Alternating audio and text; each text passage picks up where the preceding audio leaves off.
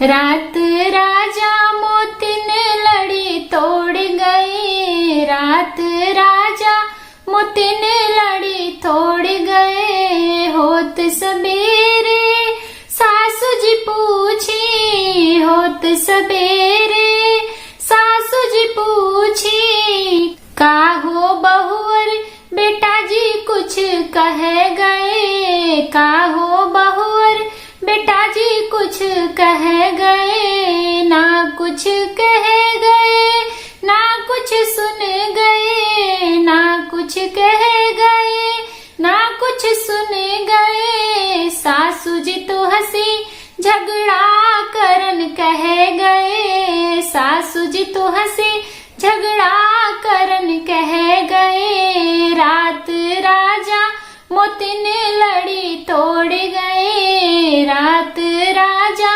मोतिन लड़ी तोड़ गए। होत सबेरे जेठनी पूछी, होत सबेरे जेठनी जी पूछी, काहो गोतिन देवर जी कुछ कह गए, काहो गोतिन देवर जी कुछ कह गए। ना कुछ कह गए ना कुछ सुन गए, ना कुछ कह गए ना कुछ सुन गए। जेठन जी तो हकी अलग करन कह गए, जेठन जी तो हकी अलग करन कह गए। रात राजा मोतिन लड़ी तोड़ गए, रात राजा मोतिन लड़ी तोड़ गए। होत सबेरे ननद जी पूछी, होत सबेरे